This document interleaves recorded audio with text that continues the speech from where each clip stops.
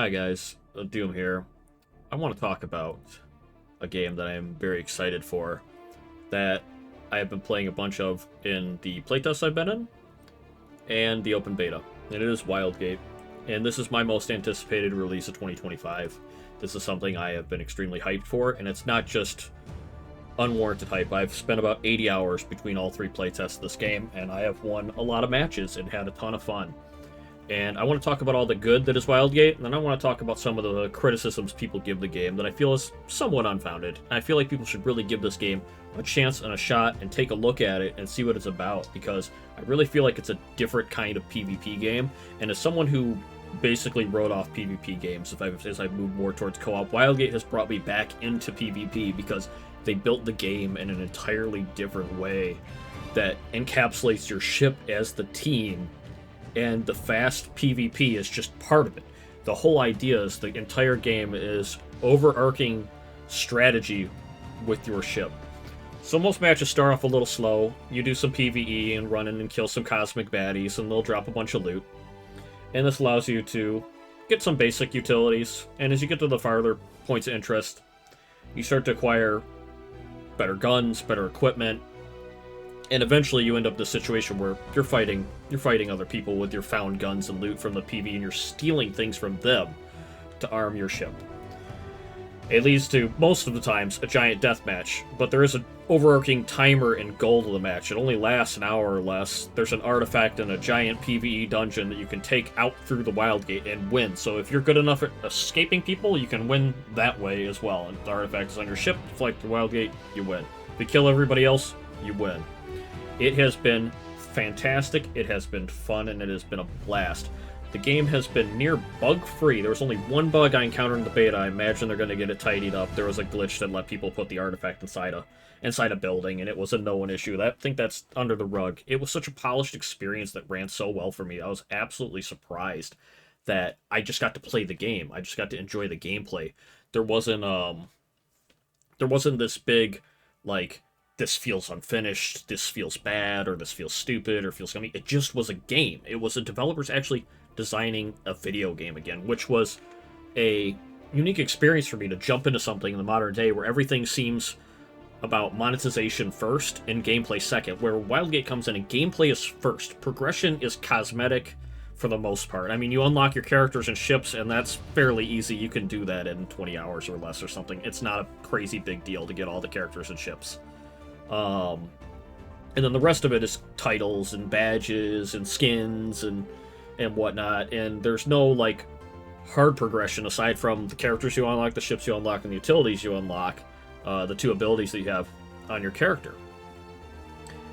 It was just an absolutely good experience, and I feel like there's a lot of flack on, like, the art style because it's cosmic and it's cartoony and it's colorful, and people don't seem to like this colorfulness. They call it rainbow vomit. I think it has its own artistic style. I like the style of it. The thing about Wildgate's art style playing the game is that everything serves a purpose in the game world. The way the hardpoints are designed, the way the guns are designed, everything has a color and a purpose and a visual to it that makes sense. And a lot of the concept art was way more trippy, but things are easily identifiable. Things are shaped differently. There's not a lot of wasted fluff, I feel like. Even when your ship's shields are on, or your boosters on your ship, the different modes that you can traverse as a pilot, it's all a big visual effect that's just telegraphed right to the player. Like, all the hit effects and the shield panels, whether ship's boosting or not, what speed they're going, the contrails of the boosters, there's a lot of thought that went into little details in this game that people don't pay attention to when you look at it just as a glance.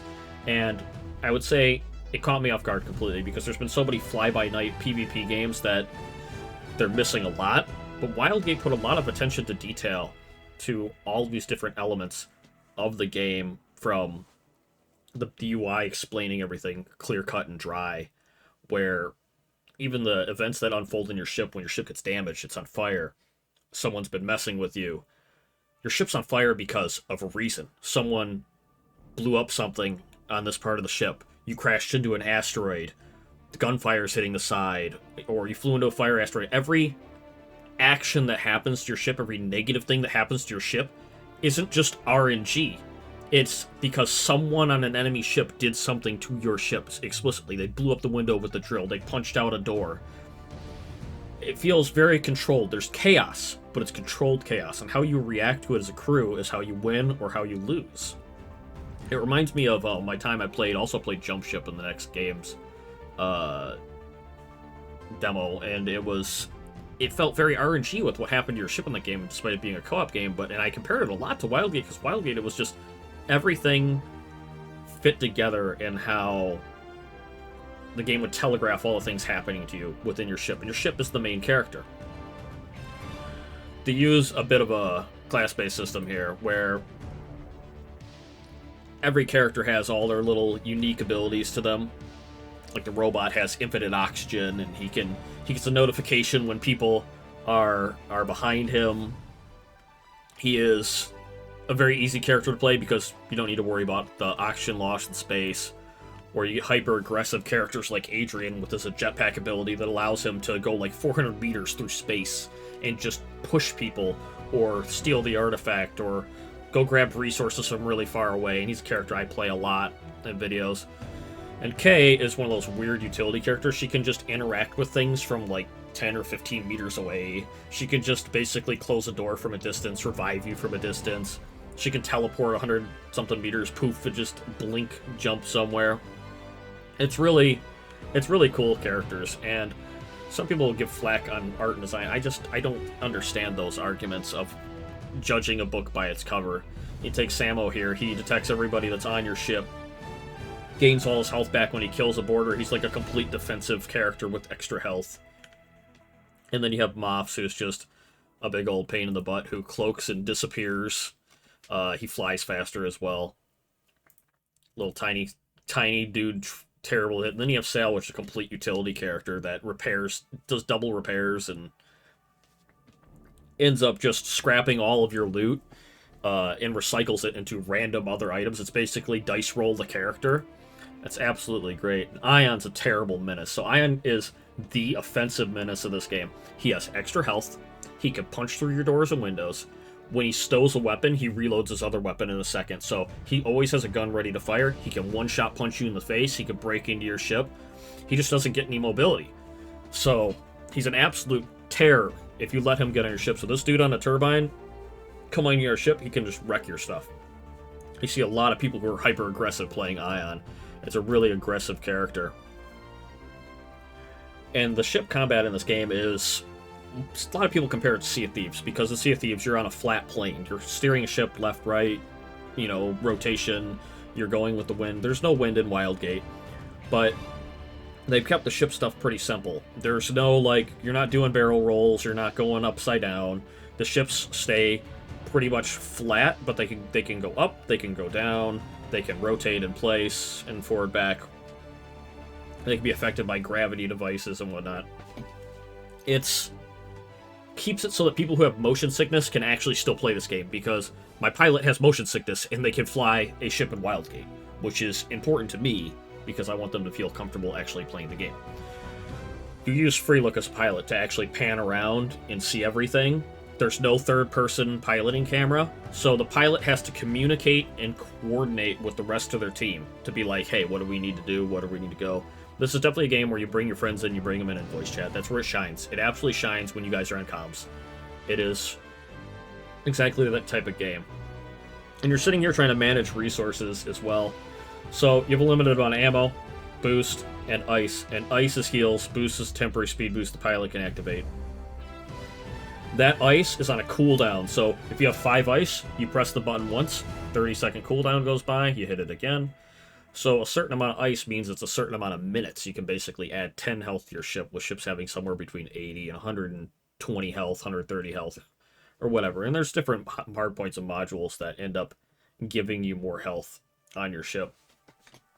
So you have to run to your reactor, you have to smash the button to get your 10 health back as you're taking damage. And the default ship cannons do 3 damage per volley after they're past the shields.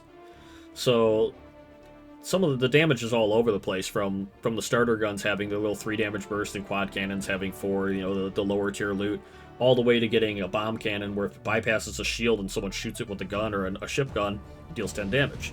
or landmines in the open beta did some 45 damage. I know that's subject to change at launch, but we haven't seen the patch notes yet. Enemy attackers can come in and overload your engine, and it starts random fires all over your ship. And if there's too many fires on your ship just starts bleeding health. So this is constant tug of war of just enemies coming in and stealing guns, overloading your reactor, sabotaging things. But on the flip side, you could turn around and do the same thing to them. The whole time you're trying to get intel, scouting with probes as well is really good. They don't tell you where the enemy ships are unless they have shot a gun at you and it hit your ship. As soon as someone has hit your ship, the game will be like, hey, they're over there. They have just shot a shot at you.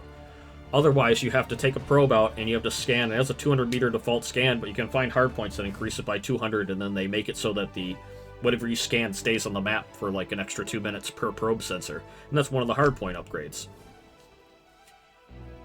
Most characters have to come to this. This is like your reload station. It reloads all your abilities and your gun, all your ammo. If you don't have the teleport reloader, which is like one of the 2 utilities you can equip, this is the place you come to. This is where you get more bear traps. This is where you get more drills to break into ships. This is where you get more grenades. These are stationed in all the POIs. They're stationed on your ship. You can use ones on enemy ships as well. And all these guns are interchangeable. So when you find a gun, it's like a physical item you pick up in the game world, you install it, and enemies can just come up with these big red buttons and uninstall and rip it off in a few seconds and just leave your ship and teleport away. And then all these different upgrades you find are being mounted into these hardpoints that, once again, enemies can steal this, you can move these all around your ship freely, and they have so many different benefits and bonuses. And you can see them from the outside, so when you're on the outside of an enemy ship, you see all their guns. You can take a probe and you can be like, they have this gun, they have that gun, they have this hardpoint. And it becomes of like a threat assessment, like, oh, this guy has a laser ram, he's going to saw me in half. This guy has a macro cannon. This is a really good gun for long range. We need to get close to this guy instead of far away. And this is the default ship. This is the Hunter. This is what you're going to be playing with at launch, and it won't be long before you can really move out of this ship, because there's 4 ships in the game, but they don't take that far to unlock. It's really not bad at all, and it's all like free unlocks. People aren't paying for different ship types, and I really hope they never go that route. Then you have the Bastion. The Bastion has all these security doors on it that people can't just open up the door and come in. All the doors are locked, except for the crew that can open them up from the inside.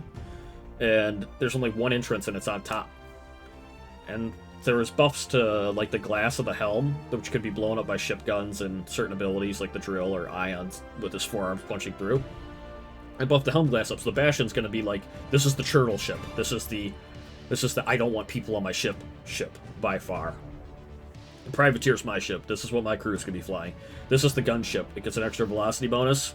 It is slow as hell, but it is a fortress of guns. It has 6 guns up front, 2 in the back, and the trick is you can swap between these guns while they're reloading. So if you have 2 gunners, you can effectively fire 4 guns at once by the 2 gunners just swapping back and forth. So when this ship is played properly with a good pilot, you can get 4 guns worth of firepower on people, and it's astonishingly devastating because those rounds always land in. And here's what I like to call the try-hard ship. The Scout is the fastest ship in the game. It has a longer boost duration and less health. It is the hyper-aggressive vehicle. It only has these 2 guns in the front and 1 in the back, and the back doesn't even have oxygen. It's completely exposed. This is definitely a good artifact running ship. This is a good get close with close hardpoints, because it has 2 front-mounted hardpoints, which are great for like laser rams and landmines and whatnot. I've had a total blast with this. It has been just so many good matches, such good gameplay loop. It starts off kind of slow, and you're going to play like anywhere between 15 to like 40 minutes a match. The matches can only be an hour long, and that's like a timeout thing. Most matches end well before that. Obviously, if you get wasted super early, you're not going to be having a great time. It's going to be, if you get fought early, you better fight hard, or you're gonna attrition yourself in the early game, run out of ammo, run out of ice, and somebody else is just going to gobble you up later. So in the early game, you have to come through and jump into all these points of interest, do a bunch of PV, try and do it really fast, but also keep an eye out because someone might be popping up on a turbine later to steal your hard-earned loot that you did through PvE. So you want to keep people on top of your ship. You want to keep people on probes looking around. It becomes this tense, on-edge experience of, even though you're doing PvE and you're killing enemies, you got to have at least one person on your ship, or someone's just going to walk in and they're just going to take your stuff and they're going to teleport away. And they're going to take that gun that you just spent forever clearing out a little dungeon for. And it's, when you get all this loot and everything in Wildgate, you just teleport back to your ship. It's great. It's convenient. It's easy. There's a change, I think, in the open release where, like, if you're teleporting, you take damage, it's going to slow down your ability to teleport. So enemies stealing stuff under fire will be a little bit harder. You have to see how it all plays out. I really want to see the patch notes for launch. But the gameplay has been tense. It has been dramatic. It has been chases. It has been artifact thefts. You know, floating through space, crashing into ships, crashing into asteroids, pulling people with gravity tractor beams into asteroids, joining in giant, you know, there's a three-way fight going on, and you just come sailing into it with your guns into this just giant chaotic battle of people jumping in and out of their ship to come aboard and attack you. Your guys are boarding and attacking them. Everything's on fire. Ships are losing control because the pilots are dead. It's absolutely a completely chaotic game. So when your crew finally gets it, and they finally pull together through all that adversity, the wins are so spectacularly a great vibe, and it's hard-earned. It's usually hard-earned wins in this game. There's very few times where you're just gonna walk away with a free win. You have to have a crew that works together and sticks together, and it's a tactical game, because even though it's a PvP game with FPS mechanics where people are shooting each other to gather control, your team's not dead until your ship's dead. Your ship is your respawn point. No ship, you're out. So it becomes a whole different vibe and different experience. It's not like a corridor shooter like Counter-Strike where your personal skill comes into play as the main part of the game. Now, I've seen good crews, good breacher crews. I've fought against people. There are tons of people better than me out there that were in the playtest and in the open beta. I consider myself above average. Those players can absolutely control your ship and control the situation. And the reality is they need their ship guns to deal damage to you to take you out. There's not much they can do on the inside. They can overload your reactor, they can lock down your spawns, they can steal your ship, but the reality is they got to go back to their ship and they got to fire the guns eventually. So that ship health pool becomes completely important. And it's a different vibe because you have this long ship time to kill and this short PvP time to kill. So killing people without a purpose is exactly that. If you're going to kill people, you'd better be to control their ship so they can't deal damage to yours, or you're killing them so you can steal something.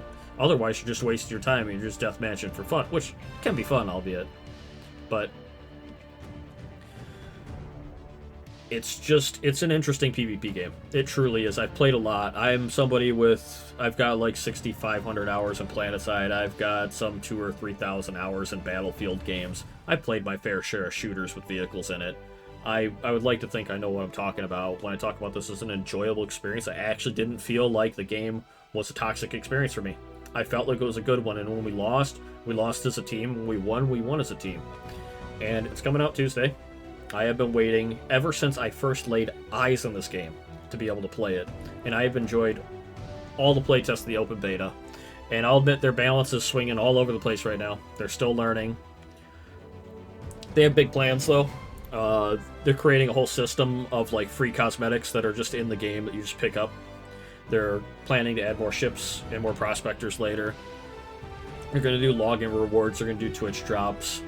They're going to do an infamy system, which is like a soft system of like progression for like, it's not ranked. They made it very clear it's not ranked, but you gain 10 points when you win, you lose 1 when you go down, and as you get higher, you lose more than 1.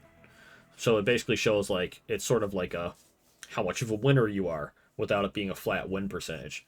And all this infamy system seems to reset after a month, so there's a bunch of titles and badges and stuff you can earn that you'll keep if, you know, the month ends and rolls over, that whole infamy system rolls over. But all the titles, stuff you can keep, it's absolutely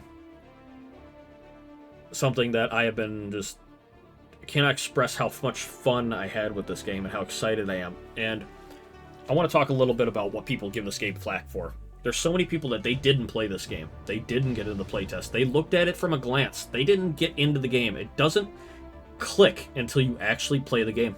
I'm just going to say that. I know that's a risk for people because this is a $30 game. This is not a free-to-play PvP game. But it didn't click from me from a distance. I just thought it was cute and quirky and going to be some fun and whatever. But once you got into it, you realized that these developers have a lot of thoughts about balance. They have a lot of thoughts about gameplay flow. And they care about how their game feels to play, and they play their game. They stream playing their game, and I saw how they played my ship, and it wasn't much different. The end result wasn't much different than how when my, above average on-comms crew did. They dealt with some of the same hardships, and the same balance decisions they made trounced them and got them killed. And I laughed because I'm like, look, the devs are playing the same ship, having the same problems. And I felt pretty good about that. So it's definitely refreshing to see somebody actually care about the gameplay of their game. And also the polish. This game was so polished. That's the thing that blew me away the most. There might have been bugs that I didn't know of, but I didn't encounter them. Nothing ruined my play experience other than maybe when there was a little bit of server load right at the beginning of, I think it was maybe playtest 2 or the open beta, and the ships were desyncing a little bit because it seems like the ships are server-based. But if they can get past their launch issues, I absolutely think this is a game worth checking out. So definitely pop on July 22nd, see what's going on, see what the servers are doing, and if the servers are good, I would say get your crew together and come play Wildgate, because I know I sure as hell am. Peace out, guys.